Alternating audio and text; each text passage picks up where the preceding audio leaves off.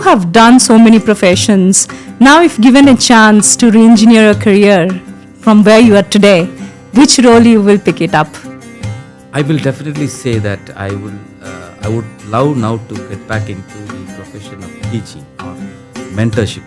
Okay. Because I started my career as a teacher, but unfortunately I couldn't pursue it further because of my passion at that time was different. But today, having gone through a lot of challenges, I see that the younger generation definitely need very good mentorship.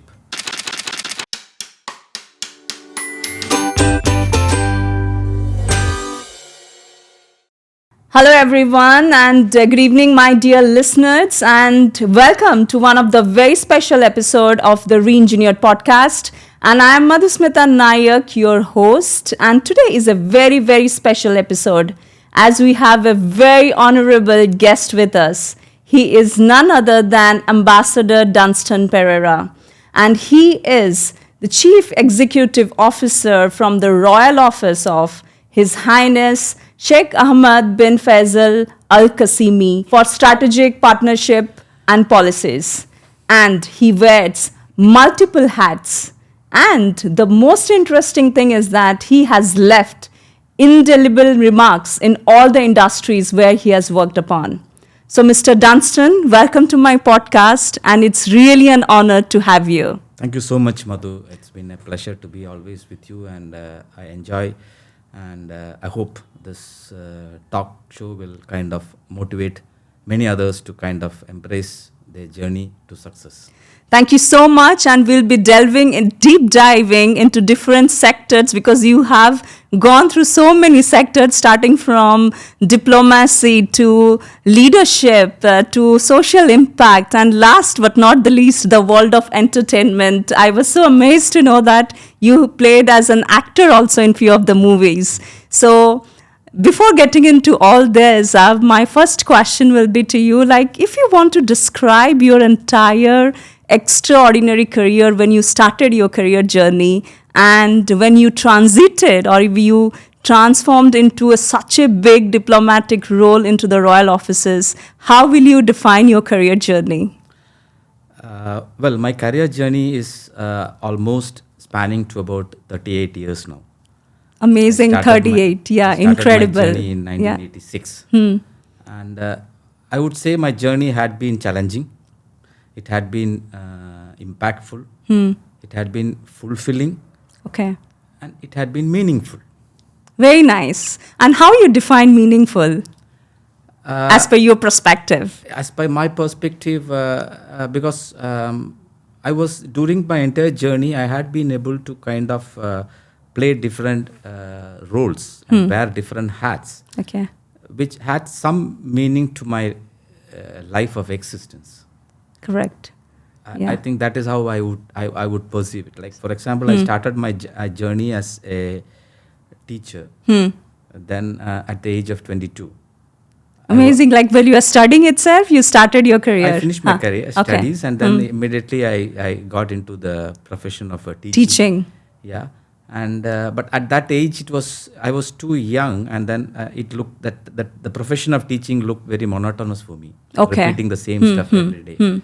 So then I had to change my life. I moved into a corporate world, and at the age of 45, where nobody will take a risk. Okay. I took the risk of quitting my job and starting something on my own. I became an entrepreneur at the age of 45. And then over the next 10 years, I was able to kind of give employment to almost about 190 people. Such a beautiful thing, right? Years. Like from age of 45, you started this entrepreneurship journey, and then you gave employment to 145. 145 people, 90 people. So that is what I meant as meaningful. So I felt that yes, there's some meaning in me existing in this world. And that's so beautiful. Like, you cannot give back to someone if you don't have the intention and purpose within. Absolutely. So starting from teaching, where you are teaching university students or? I was teaching in a women's college. Okay. So at the age of 22, I was the youngest lecturer in that college. Amazing. So you are driving women empowerment since the age of 22. Okay. And then 45, you started your own company. And then after that? Then I moved on. And then I went through a dip in the sense Okay. in the year 2018. There was a flood that happened in my hometown. Okay. Where my business was there. Okay. I lost everything. I lost my office, I lost my house, I lost my cars, my warehouse, everything. Literally. In that flood? Yeah, everything got. Which year it It was? in 2018. Okay. And then we were literally on the streets. In the sense, we were evacuated from the house, and then we were moved into a labor camp, into a camp. Okay. The flood relief camp. So there we were with many other families, rich, poor. So all were in the same camp. All were in the same camp. So that's the Okay. time we felt. I mean, there's nothing great in acquiring wealth or acquiring materials, and then at the end of the day, see, today you are nowhere. Correct. That gave me a It is. feel of It is sense. actually a roller coaster ride, and Absolutely. and how you rebounced. Then at that point of time, I thought, okay, everything is gone now. I don't know what to do and all those things. But I had that inner urge that I need to do something. I need to achieve something. That's how I just came across some people, and then who motivated me. And I would say luck played a major role in my life. And I happened to meet His Highness somewhere. And he pulled me out. He just said, you have to be with me. And from there, the journey started. And today, I think, today I'm learning the life of simplicity, or the meaning of humanity is what I'm being taught by this royal family members. And I'm thankful to them, because I've never seen so humble and so simple people like His Highness. Yeah. In spite of the wealth, in spite of the power, in spite of what all they can have in the world. And simplicity and humility is their first leadership trait, and they witness it. And I'm trying to incorporate those things into my life. And I think you are the role model for that, and we look up to you. Like, being as you said, it's such a roller coaster ride, and you have seen the best and you have seen the worst, and this is how the concept of re-engineering comes. Like, it doesn't matter where you reach today, but it matters what your purpose drives. And so thoughtful and so emotional, actually, to know the journey. And coming back, as you said, like, you wear multiple hats. So I'll say, like, currently you are handling so many strategic projects related to different kind of theme parks, city development and all that. And on the other hand, you are also playing some roles as actors and also as an expert in the field of entertainment. So for me, it looks like, two contradicting industries, but you have harmonized it so beautifully. So how do you achieve that, and how you have certain strategies to do it? No, I see both as two different platforms. One is my profession. Okay. And the other one is my passion. Okay, so you have married. Yeah, the two pieces play a major role in my life. And I always had this passion when I was a youngster. It was, passion for acting. For getting into the film field. Okay. And I had a lot of friends in the film industry. Okay. But I never went behind them for kind of a role or a support or anything like that. So I said, okay, let's see. So somehow during my span, I happened to interact with a couple of them, and as a passion, it was not as I never took it as a profession, as a passion. I acted in about 3 movies, not in a very major roles and all, normal things. And but what role did you play, if you like to?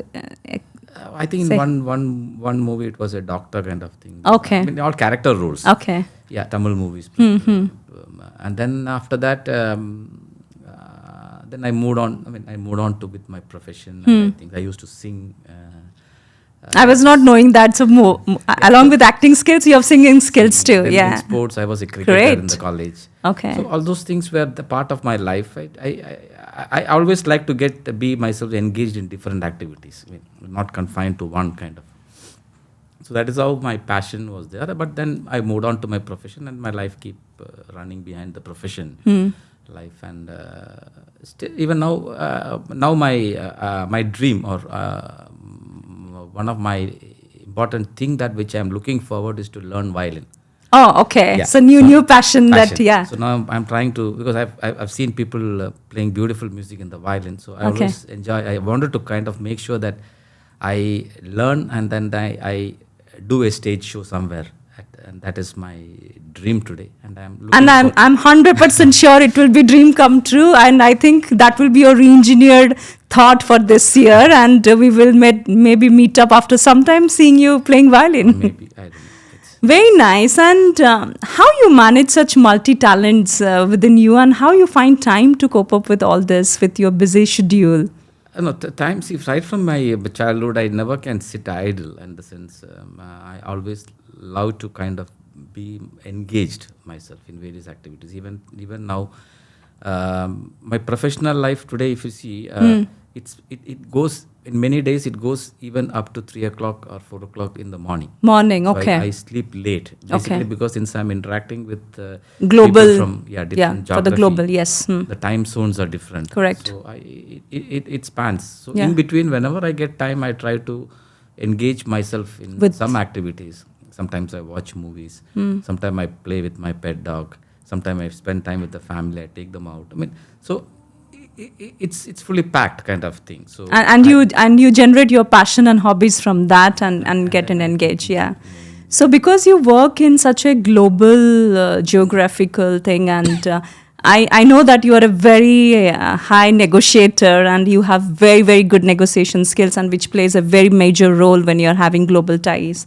So can you share any instances or situation where your negotiation skills did not work, or it actually backfired? Yeah, see, today, the position which I am holding today is a responsible position. Correct. In the sense, the business relationships that we look forward to, it's not only in terms of the money. Okay, we have to safeguard the interest of the country that we are residing and we are representing. Correct. So that is very important. So if you see, recently we had a discussion or a negotiation happening between a UK firm, Okay. wherein they wanted to set up a eco-friendly wellness center in UAE. In UAE, okay. Yeah, during the course of the discussions or negotiations, certain parameters were against the cultures of this country. UAE, yeah. Yeah, so we had to say no. There is no compromise on that. Compromise on it. Yeah. So even though it is Highly business which is high yield in terms of monetary benefits, Yeah. we had to say no because Yes. of the cultural differences, and they moved to Saudi Arabia. Okay. So that is one area where we kind of, if at all I say that we lost something, that is one thing. But we don't regret. Yes, definitely. At the It's end of it's the a day- way beyond At the end negotiation, of the but day, the culture. of yeah, this and you country, hold the people ethics of and this country. integrity of the, yes, that matters the important. most. Another thing which happened was that we were working on. It was an ambitious project. We were working on a renewable energy project where we wanted to provide solar power to the schools Okay. in Liberia. It's an African country. Where they had power issues. And even today, the schools are very primitive. They have not even gone into the digital world because there's no power. They are still writing on the board and teaching. So we wanted to do that. We had discussions with the government, but unfortunately, what has happened is, about 2 months back, when the ruling power changed because of the elections and the new team Government came in, came. we had to kind of withdraw from that project. And, Okay. probably we might resume the talks again. So that is one setback, which was an ambitious project for me, because I was very keen to provide that for the schools there. Okay. So probably yes, we will resume a little later and then see how we can And- move forward. And this kind of negotiations and all that, usually you operate in very high stake intensity situations, right? So can you share one of your technique? Because I always find you very cool, calm, poised. One strategy or technique that you implement within yourself to keep very calm and composed during this high pressure, high stressful situations? No, I think it could be because of the maturity of the age that I traveled. Okay. When I was young, in my early stages of my career, and especially in the corporate segment, I was more into confined to presentations and talks negotiations and talks okay. and other things. Okay. Those times I used to be very, very stressed. In the sense, today if I have a presentation with the MD, Okay. 2 days prior to that itself, my stress level will go up. Okay. I'll be seeing how I will face them, how I will do that, how I will kind of thing. Yeah. And that time, I still remember, I used to have a thought process, in the sense when I am driving from my house to the office, right? It was in Chennai. I had to cross about 3 or 4 signals. Okay. Right? So during the presentation or something, if I cross all the 3 signals with a green light, then I think today it will be a good. Oh, so that was that notion that you had that if green light, then it will be a clear signal. And it used to be. Okay. So, was that a superstition or your I belief? It's a superstition kind of. Or your belief, If I get stuck somewhere with a red signal, then I was today. So 90% of that thing was happened to be true. Oh, wow. I don't know. I mean, honestly speaking, See, I think this is all about belief. Yeah. So yes. It's a kind of thought. As saying that, for me also till now, unfortunately, I cannot do it in Dubai, but in India, when I was driving or walking, any black cat crosses, I turn back. But we cannot do it in UAE, unfortunately. It's a black woman, yeah. So same kind of belief also you had, Yeah. So now how you overcame that stressful thing? Yeah. Now I practice yoga. I do a lot of every day. I make sure that I do yoga. So that has changed. That has softened my stress level. So maturity level, as you said, getting mature day on day, and also practicing yoga is one of the technique. Okay. Okay. A lot, and so I played very cool. I mean, in the sense I don't get. That's what people used to ask me, why you don't get angry or no. I said no. Even with my children, I never used to get angry. The anger part is normally from the other parent. So okay, so you balance. So I balance it, kind of. Okay, very interesting, because as you said, you are doing so many things and you have done so many professions. Now, if given a chance to re-engineer your career from where you are today, which role you will pick it up? I will definitely say that I would love now to get back into the profession of teaching or mentorship. Okay. Because I started my career as a teacher, but unfortunately I couldn't pursue it further because of my passion at that time was different. But today, having gone through a lot of challenges, I see that the younger generation definitely need very good mentorship, which is something which I look forward to. Especially now we are doing a lot of activities with the new entrepreneurs, the SMEs and MSMEs. Yeah. So whenever we come across them, I see that they are not mentored properly, especially when we are having the pitch deck preparation and all that. Presentations, when we are sitting with the investors, and when these people are coming and presenting their project, if they had been mentored a bit, I'm sure they will strike the investor then and there. So they have a good idea, but they don't have a good presentation to convince the investor to take business. Because the investors doesn't have much time. They probably will give about 4 to 5 minutes. Okay? Within this 5 minutes time, they have to present what the project is all about, what is the investment they are looking at, and what is the return of investment. These are 3 key factors. Which an investor look into. What happened is, they will talk about the project in detail and they will forget what is investment they want and what is the return of investments. Correct. So they tend to mix up here and there. And that is something which I feel that, yes, if they had been mentored well, so that is something which I'm looking at, in the sense, trying to spend some time. Because now if you see, my responsibility today, I depend a lot on my team. Okay, I am a person of delegation. Okay, I delegate. and then monitor it. I don't go behind my team members. I know it will happen. That is a true trait of a leader. So believing I on the believe team in them, and yes, I think that it will happen. Yeah. Only thing is, I have certain control measures by which I can monitor what's happening. Yeah. So I have ample time left with. Yeah, and I think this will be a proper profession, and there is a huge demand in the market, because I think, as you correctly said, our youngsters have beautiful ideas, but they need a roadmap on how to do and how to approach an investor. And if you can just share 2-minute trick, like what our current entrepreneurs should do while preparing an investment deck, so that they will learn from you. No, as I told you, they need to be very precise in the project. They don't go into the detail. What is the project is all about? Whether it is health related, whether it is finance related, whether it is IT, whether it is education. So I think that is something which they can briefly mention. They need to be very precise. Very precise. Yes. Then what is the actual investment they are looking at, right? And what is the return of investment that they can offer to the investors?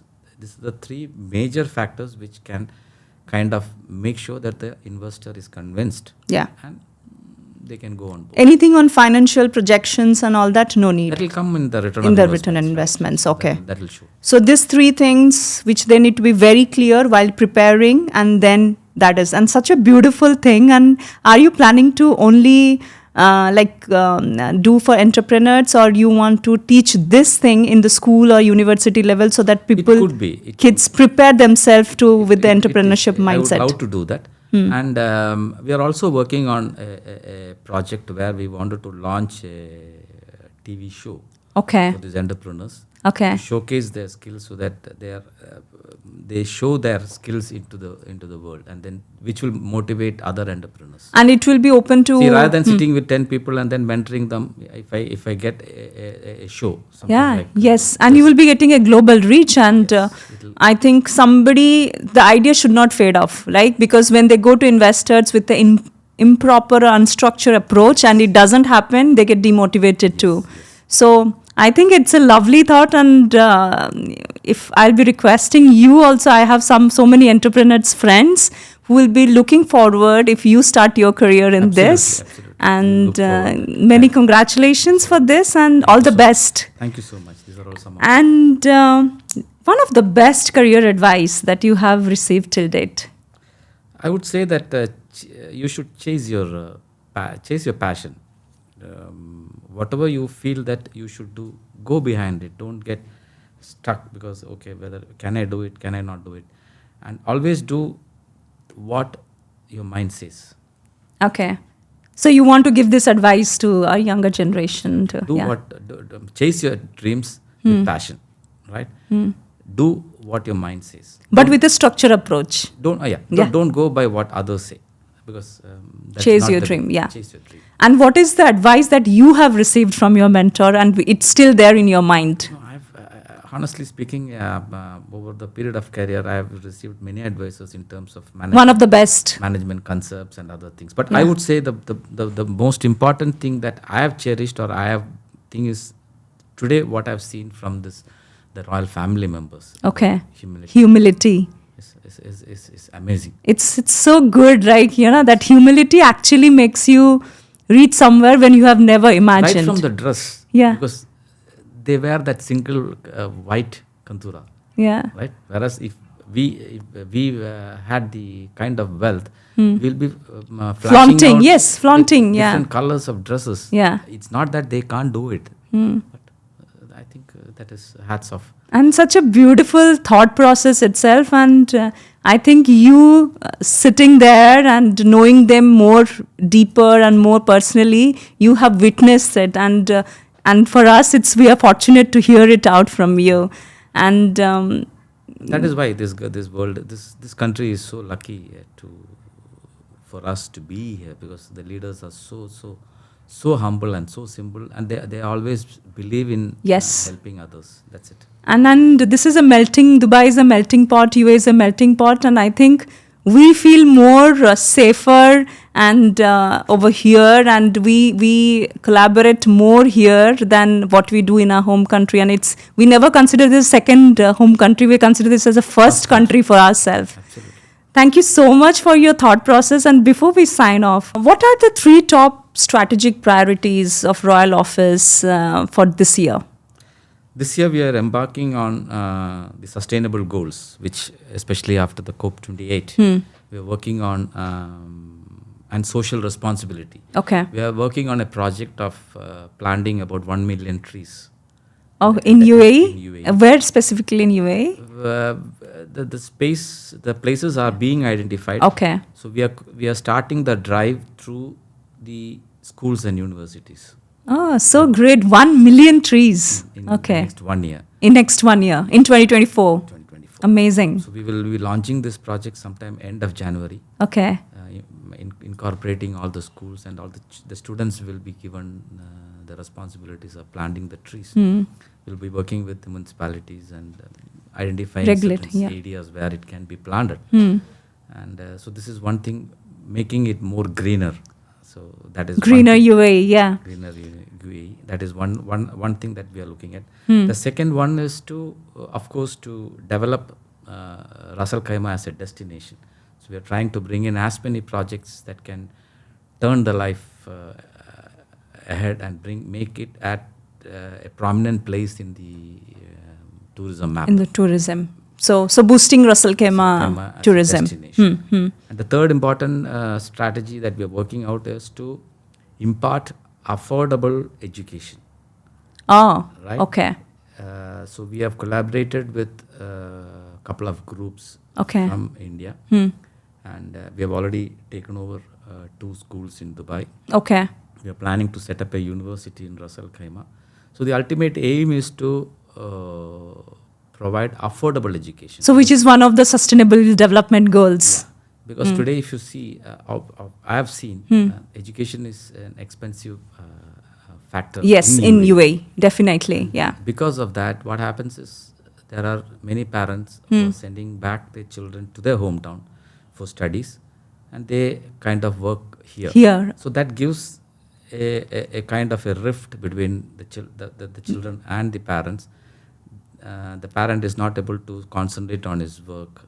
And they don't spend time with their families, which impact them psychologically. So there we wanted to step in and give the very basic at the affordable cost, and make sure that those children, instead of going there, they can be here and study. They can live together as a family, and that in turn will create a lot of positivity into the work environment as well.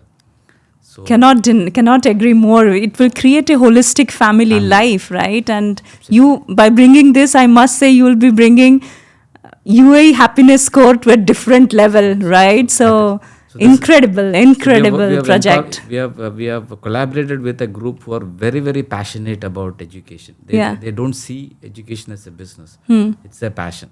And it will help, and I think it will help so many families to come back and spend time and their half of their life with them, right? So thank you for sharing all those 3 initiatives. I think I am getting goosebumps while listening, and it is so well said and well thought projects, and it's a pleasure and honor having you. And before we sign off, I just want to know, when you hear the word re-engineer, what is that first thought comes to your mind? Yeah, see, re-engineering is nothing but re-looking at what you have. So I would say that gaining knowledge and sharing knowledge is an important aspect in my life and many others' life. So I believe that learning never stops, and I'm keep learning every day from around me, from the people, objects and everything. And whatever I learn, I would love to kind of share it with others, so that the others also benefit in the process. So that's the reason why I said I would definitely love to go back to my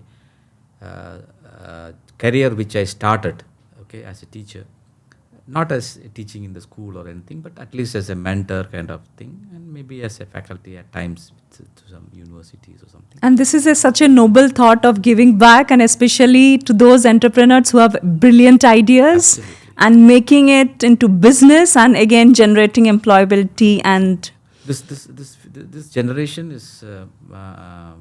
has got too many talents. Correct. Very high level of talents. Yeah. But if you mold them rightly in the correct directions, I think. And I believe that we need such kind of mentors like you to shape up the younger generation and to make them a beautiful and incredible human being for future. Thank you so much. Thank you so much for your time, and it's really an honor and pleasure for me to have you in my podcast. And for all the listeners who are listening to us, this is very, very special episode where you will be coming to know all the beautiful insights shared by Ambassador Dunston. And I will be bringing such beautiful 40 stories which are having authentic meaning and driving your inner calling and purpose to have a beautiful life for future. Thank you.